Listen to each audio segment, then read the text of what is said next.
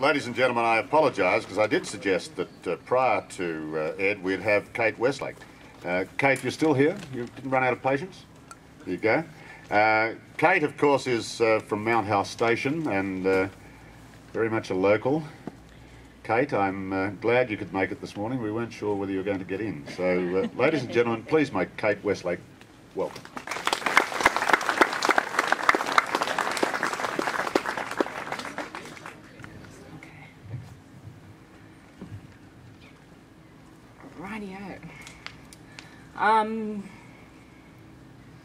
All the poems that I write, they're always true stories, and I've wanted to come here before. However, I'm always out in the bush working, but the doctors, they've told my husband I've got to be in town right now. So my first poem, it's called The Proposal. Well, I've heard about this character many years before. He'd been mustering the Eda boundary, like many had done before. I asked my father, Frank, what is this bloke about? He's trying to increase his herd on the Yakkamunga site. So I've met this Johnny James at the odd poetry do, and we both spoke with passion, as many poets do. He told me about his butcher birds that he used to feed meat, and he mentioned his love for the land, which he would kindly greet. Well, time moved on, and it was Easter '98. I had not met my husband, but I was feeling kind of great. Jamesy must have had a thought, holidays, Easter time. So he jumped into his buggy and he took off like a swine. He cruised into Derby and went to Palmer's place and informed Mr. Palmer, I have to go with haste. I'm going to Mount House Station, I'm going to get myself a bride, and if nothing else happens, at least I'll have my pride. Palmer said, oh my God, Jamesy, just leave that girl alone. She don't want to be having you at her own home. Well, the first thing I know was a buggy came roaring in, and inside that buggy was a God Almighty grin. His white shirt was all crumpled, but extremely clean. His hair was all over the place, looking kind of mean. G'day, he said, how are you? I've come for the holidays. I hope you don't mind that I'm coming here to stay. Well, I was really quite shocked and I didn't know what to say, but my upbringing came in and I said, I hope you enjoy your stay. We had a barbecue that night and feasted on Mornington beef, while Jamesy dazzled my staff and I with a lot of rhythm and feast. He mused about the calf that was cut, and to a bullock he did grow, which never returned to the yard, 'cause his experience was so tormento.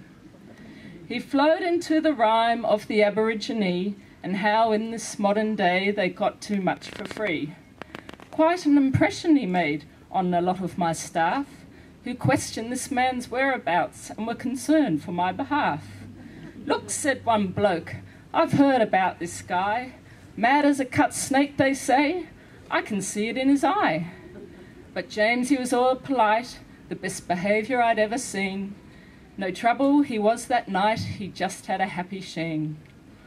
Well, Kate, I gotta tell you, the words came frothing from his mouth. You gotta leave these rocks and hills and come and be my wife. We both love the land and we write poetry. Doesn't it make sense for you to be with me? With Yakkamunga and Eda, we would have a nice big spread. Plenty of cattle on the plains, they would surely all be fed. Surprise, shock and horror swelled up inside me. I'd always wanted a man, but one with a few more teeth. Jamesy, I said, I'm quite happy where I am. I love these rocky hills and I feel no need for a man. A silence came upon him, and with a twinkle in his eye, he said his farewells as the buggy went roaring by.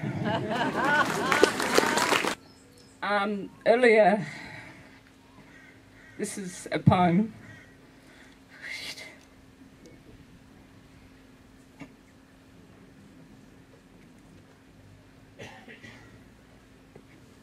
You're right, she's doing okay, ladies and gentlemen, isn't she? Yeah.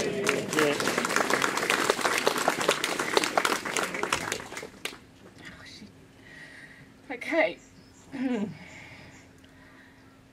A note to my father.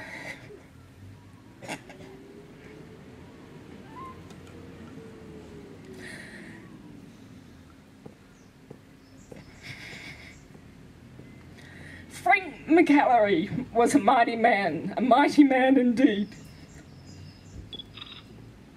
He lived for quite a long time, my father, yes, I'm pleased. He passed away early this year, holding his wife's hand, and many people in the country spoke of how he was quite grand. A famous lawyer Frank was, who had immense charm. He did battle in the courts of law and changed precedents to do with a boy's arm.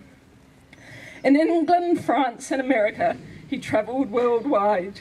Foreigners would want this man to defend them before they died. Oh, I should give up.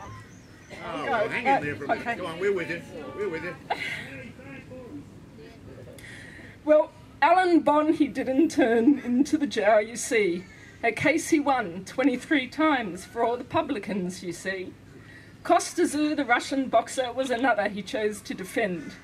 He managed to liberate this man right to the very end. At the end of the Second World War, he was caught frolicking down the street, leaping and twirling his hat in the air. It was a very spontaneous feat. The newsreels captured the sheer joy of this man, and after that he became known as the Dancing Man. Stamped on the dollar coin for all the people to see, his image has now become part of Australian history. There were newspaper articles and speeches for he, but nobody really mentioned what he did in the Kimberley. Frank arrived at these shores with a company called PDC, who built the Willair Bridge so crossing the Fitzroy became easy. He loved getting in the yards with all the cattle milling round, and being amongst the action, it was all very profound. The black stockmen did love him because of his immense charm. Frank treated them all fairly and would banter at billy time. On a Sunday morning, he might have been seen in the pews of the church, head bowed, praying. Afterwards, he would chat with Father Lorenz and discuss German history right to the very end.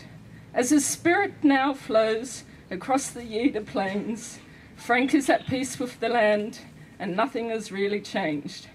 The only regret of my father passing away is I never got to tell him about the baby inside me today.